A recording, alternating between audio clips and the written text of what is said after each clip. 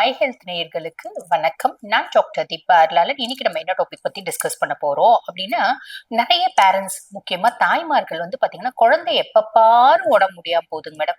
எப்ப பாரு பாத்தீங்கன்னா சளி பிடிக்குது, லூஸ் மோஷன் ஆகுது, வயிறு வலின்னுது, சாப்பிட மாட்டேங்குது, எப்ப பாரு தலைவலி அப்படிங்குது, லேக் ஆஃப் கான்சென்ட்ரேஷன், பிள்ளை விழுந்து விழுந்து படிக்குது, பெருசா ஞாபகம் அப்படின்றது இல்ல. அதுக்கும் மேல ஒரு 10 வயசு 12 வயசு குழந்தைங்களுக்கு எல்லாம் இதெல்லாம் சொல்றது உண்டு. சின்ன குழந்தைங்களுக்கே கூட பாத்தீங்கன்னா ஒரு 6 வயசு 7 வயசு குழந்தைங்களுக்கெல்லாமும் இந்த மாதிரி கம்ப்ளைண்ட் அப்படின்றது சொல்றாங்க. இது எதனால வருது அப்படின்னா, விஷயம் பாருங்க, பிள்ளைங்க ப்ராப்பரான ஃபுட் அப்படின்றது எடுக்கிறது இல்ல. பேலன்ஸ்டு டயட் அப்படின்னு சொல்லுவாங்க பாத்தீங்களா, குழந்தைங்க அந்த மாதிரி பேலன்ஸ்டு டயட்டே எடுக்கிறது இல்ல. நம்ம என்ன ஒளிச்சு சாப்பாட்டுல கொடுத்தாலும் பிள்ளைங்க சாப்பிடாம இருக்கிறது அப்படின்றது இருக்கதானே செய்யுது. கீரை சாப்பிட மாட்டாங்க. அதே மாதிரி பாத்தீங்கன்னா நிறைய பிள்ளைங்க காய்கறிங்க சாப்பிட மாட்டாங்க. முக்கியமான காய்கறிகள் கேரட், பீட்ரூட், எல்லா காயும் முக்கியம் தான். எல்லா காயிலையும் ஏதோ ஒரு விதமான நல்ல ஊட்டச்சத்துக்கள் அப்படின்றது நமக்கு இருக்கதானே செய்யுது. ஆனா எல்லா காயும் உங்களுக்கு முக்கியமான காயா தெரியதில்லை. குழந்தைங்களுக்கு எது ரொம்ப முக்கியமான காய், ரொம்ப பிரியமான காய் அப்படின்னா உருளைக்கிழங்கு. உருளைக்கிழங்கு நல்ல எண்ணெய் ஊத்தி வறுத்து வைக்கணும்.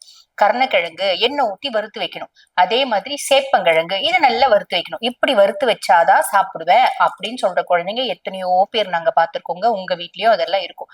மிஞ்சி போனா அந்த பக்கோடா வாங்கி வைக்கிறது, போண்டா, முறுக்கு, லிப்பேட்டு, இந்த மாதிரி அப்பளம் இந்த மாதிரி வச்சாதான் சாப்பிடுவாங்க. அப்ப இந்த மாதிரி எதுவுமே குழந்தைங்க சாப்பிட மாட்டேங்கிறாங்க. அதனால அது 6 வயசு குழந்தையா இருந்தாலும் சரி, 10 வயசு பிள்ளையா இருந்தாலும் சரி, 15 வயசு பிள்ளையா இருந்தாலும் சரி, அதனால உடம்புல நிறைய தொந்தரவுகள். இந்த தொந்தரவு எதனால வருதுன்னே தெரியாது. அடிக்கடிக்கு ஹாஸ்பிட்டல் போவாங்க வருவாங்க, போவாங்க வருவாங்க. சரி, அந்த மாதிரி உங்க வீட்லயும் குழந்தைங்க இருக்கா? ரொம்ப சிம்பிளான நிறைய டிப்ஸ் இருக்குமா. நம்ம சப்பாத்தி சுடுறோம் அப்படின்னா கூட சப்பாத்தில கேரட், இப்ப என் குழந்தை சாப்பிடாது, வெஜிடபிள்ஸ்லாம் சுத்தமா சாப்பிடாது. அப்ப நான் என்ன பண்ணுவேன், கேரட்டை நல்லா துருவி கேரட் சப்பாத்தி, அதே மாதிரி பாத்தீங்கன்னா வெள்ளரிக்காய் சப்பாத்தி, இந்த மாதிரி எல்லாம் செஞ்சு கொடுப்பேன். வெள்ளரிக்காய் நல்லா துருவிட்டு அதை புழிஞ்சிடணும். புழிஞ்சு சப்பாத்தி மாவு பிசையறதுக்கு அதை எடுத்துட்டு அதை பாத்தீங்கன்னா அந்த துரு அதுல போட்டு நம்ம பாத்தீங்கன்னா சப்பாத்தி செஞ்சு கொடுக்கலாம். இந்த மாதிரி எல்லாத்தையும் நம்ம ஹைட் பண்ணி கொடுக்கக்கூடிய சூழ்நிலை தான் இருக்கு. சரிங்கம்மா, இப்படி ஹைட் பண்ணாலும் எங்க பிள்ளைங்க சாப்பிட மாட்டேங்குது.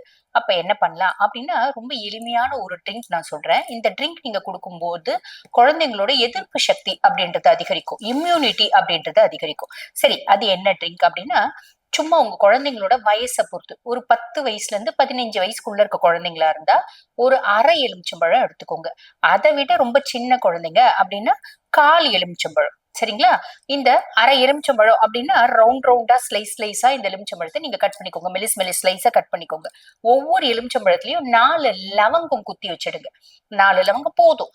இப்ப ஒரு அரை எலுமிச்சம்பழம் எடுக்கிறீங்க அப்படின்னா அதுல ஒரு 4 ஸ்லைஸ் பண்ணிக்கோங்க. 4 ஸ்லைஸ் பண்ணிட்டு ஒவ்வொன்றுலயும் 4 லவங்கம் ஊத்தி வச்சிடுங்க. குத்திட்டு 1 கிளாஸ் தண்ணி எடுத்துக்கணும். அந்த 1 கிளாஸ் தண்ணியில இந்த 4 ஸ்லைஸ், இப்ப 3 ஸ்லைஸ் வருது இல்ல 4 ஸ்லைஸ் வருது, அந்த அரை எலுமிச்சம்பழம்னா போட்டுடணும். போட்டுட்டு நல்லா கொதிக்க வைக்கணும். சிம்ல வச்சு அப்படியே மூடி வச்சிடுங்க. நல்லா கொதிச்சு அந்த லவங்கமும் அதுல வெந்துரும். அதே மாதிரி பாத்தீங்கன்னா அந்த எலுமிச்சம்பழமும் நல்லா வெந்துரும். வெந்துட்ட பின்னாடி நம்ம என்ன பண்ணோம்னா ஒரு ஸ்பூனை வச்சு நல்லா கலந்துடணும். கலந்துட்டா அதனோட எசன்ஸ் எல்லாம் ஆல்ரெடி அதுல இறங்கிடும். வெறும் அந்த திப்பி மட்டும்தான் இருக்கும். ப்ராப்ளம் இல்ல. ஒரு ஸ்டெயினர் வச்சு வடிகட்டுறது வச்சு அதுல ஊத்திட்டு ஸ்பூனை வச்சு நல்லா பிரஸ் பண்ணி விட்டுருங்க. எல்லா எக்ஸ்ட்ராக்டும் அதுல இறங்கிடும். அதுக்கப்புறம் அந்த லவங்கத்தையும் அந்த எலுமிச்சம்பழத்தையும் என்ன பண்றது நான் சொல்றேன். இதுல 1 டீஸ்பூன் தேன் போட்டுக்கோங்க. தேன் போட்டு குழந்தைங்களுக்கு கொடுங்க. இது எப்ப கொடுக்கணும், பொதுவாவே பாருங்க, இந்த மாதிரி இம்யூன் பூஸ்டர் எல்லாம் காலையில வெறும் வயிற்றுல குடிக்கணும்.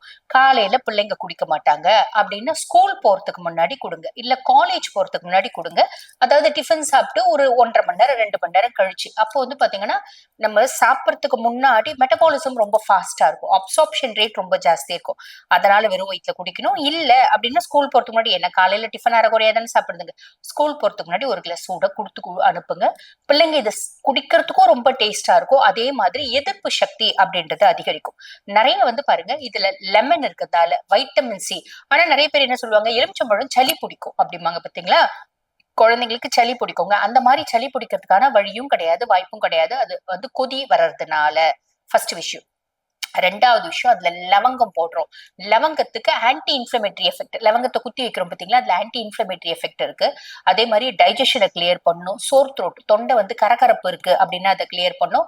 அதே மாதிரி தொண்டை வலி இருக்கு அப்படின்னா கிளியர் பண்ணும். வயிறு சார்ந்த அத்தனை பிரச்சனைகளையும் பாத்தீங்கன்னா குறைக்கும். Impaired digestion, difficult digestion, regurgitation, bloating sensation அப்படின்லாம் சொல்லுவாங்க. அப்படின்னா என்ன, நெஞ்சு கரிக்கிறது, நெஞ்சு வந்து பாத்தீங்கன்னா புளிச்சேப்பம் வர்றது, நெஞ்சு எரிச்சலோட வர்றது, அந்த மாதிரி நிறைய விஷயங்கள் இருக்கு பாத்தீங்களா. இது எல்லாம் எடுத்துட்டு எடுத்துட்டு வர்றது, எது கழிக்கிறது அப்படிம்பாங்க. இந்த மாதிரி சில வேர்ட்ஸ் வந்து பாத்தீங்கன்னா குலைக்கில யூஸ் பண்ணுவாங்க. அந்த மாதிரி எது கழிக்கிறது, இது எல்லாமே வித்து ஏப்பம் அடிக்கடிக்கு வர்றது, ஒரு சிலருக்கு புளி ஏப்பமும் வரும். இந்த மாதிரி காம்ப்ளிகேஷன்ஸ் எல்லாமே கிளியர் ஆகும். அதே மாதிரி பாத்தீங்கன்னா எதிர்ப்பு சக்தியை அதிகப்படுத்தும். சரி, தேன் போடுறதுனால, தேன் ஒண்ணுதான் வந்து பாத்தீங்கன்னா எத்தனை வருடங்கள் ஆனாலும் அதுவும் கெட்டு போவாது, அது கூட சேர்றதையும் கெடுக்காது அப்படின்னு சொல்லலாம். சோ தேன் போடுறதுனால நிறைய வந்து பாத்தீங்கன்னா இந்த சோர் தோட்ட கிளியர் பண்றது, இந்த மாதிரி சூத்தனிங் ஏஜென்ட் அப்படிம்பாங்க. அதுலயும் நிறைய மைக்ரோ நியூட்ரியன்ஸ் இருக்கு. சோ பெஸ்ட் சூத்தனிங் ஏஜென்ட் இந்த ட்ரிங்கை நீங்க குடிங்க. இதனால நல்ல முடி இருக்கும், நல்ல ஸ்கின் இருக்கும். ஓகேங்களா. ஒரு நாளைக்கு தேவையான வைட்டமின் சி அப்படின்றது கிடைச்சிடும். அதே மாதிரி எதிர்ப்பு சக்தி அதிகமாயிடும். கவலைப்படணும்ன்ற அவசியமே இல்லை. எவ்வளவு நாளைக்கு ஒருக்கா, எவ்வளவு நாளைக்குமா குடிக்கணும், அதே மாதிரி எத்தனை நாள் தொடர்ந்து குடிக்கணும், எத்தனை நாளைக்கு ஒருக்கா குடிக்கணும், ஒரு முறை குடிக்கணும் அப்படின்ற எண்ணம் இருக்கு இல்லைங்களா. உங்களுக்கு கேள்வி தோணும். அது பொதுவா வந்து பாருங்க, உங்க குழந்தைகளோட பிரச்சனையை பொறுத்து 21 days தொடர்ந்து கொடுங்க. அதுக்கப்புறம் கொடுக்கணுமா நெசசிட்டி கிடையாது. அதுக்கப்புறம் நம்ம மெயின்டெனன்ஸ் மாதிரி கொடுக்கலாம். வாரத்துல 2 முறை நம்ம கொடுக்கலாம். கொடுக்கும்போது அது ஒரு மெயின்டெனன்ஸ் மாதிரி ஆயிடும். சோ இது ஒரு சிம்பிளான ட்ரிங்க் தான். எனர்ஜி ட்ரிங்க், இம்யூனிட்டியை பூஸ்ட் பண்ணக்கூடிய ட்ரிங்க்.